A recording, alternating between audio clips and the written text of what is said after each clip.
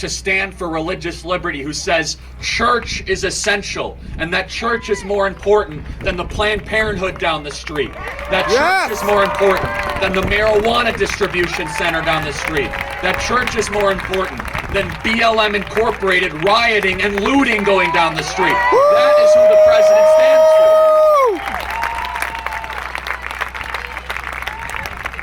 for. We are 39 days away from an election where, if you're like me, you feel as if this election is not just the most important of your lifetime, but the most important since 1860. Where the Democrats, I miss the Democrat Party where they used to say nice things about our country. I miss the Democrat Party where they used to have flags and they used to say wonderful things about our veterans and our police officers, both of which we should applaud. Thank you for your service to our country. And I've had the opportunity to get to know the president very well. I've spent time with the president. I consider him a friend. And only President Trump, not a U.S. senator, not most members of Congress, but a businessman billionaire from New York, would take, 4 years ago, a 22-year-old that never went to college, that grew up right down the street from here, seriously.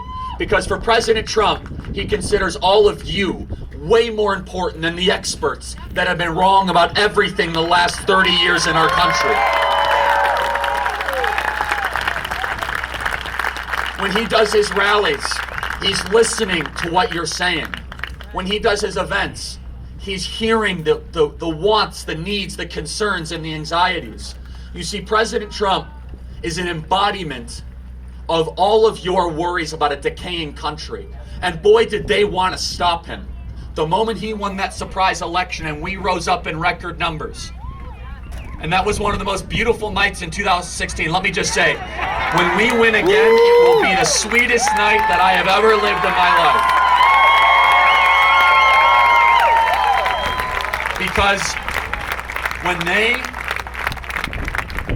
when President Trump won, they launched the most sinister and evil revenge campaign we have ever seen in our country. They spied on our president. They started a coup against our president. They launched within our own government the Federal Bureau of Investigation, going after a duly elected president of the United States. They impeached our president. They did everything they possibly could. Why? Because they were angry that you had a voice for the first time in a long time.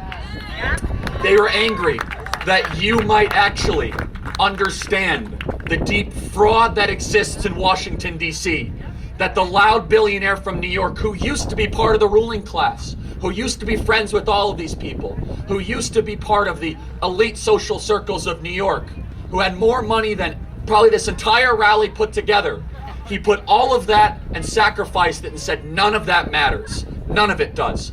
My kids will probably be criminalized. They're going to go after my businesses. All of my friends will disappear. But one thing matters than all of that.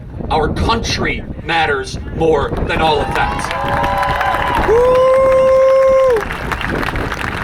And President Trump, if you are like me, I believe the hand of God is on President Trump throughout this entire process.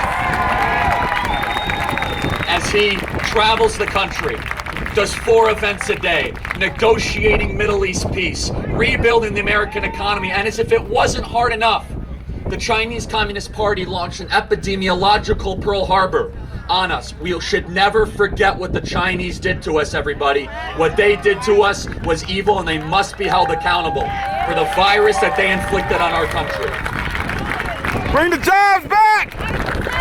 And despite all of that, they launched BLM Incorporated in the streets. They tried to start a race war. They destroyed the economy by locking down, which will go down as one of the worst decisions we have ever made in the country's history, voluntarily shutting down all businesses and deeming certain human beings not essential. All human beings are essential. A lot of people. Despite all of that, President Donald Trump is in striking distance to win re-election, but it's not over yet. Massive mail-in voting fraud is a threat. Social media technology fraud, the activist media. They're going to do everything they possibly can because the ruling class is getting nervous, everybody. They're getting nervous.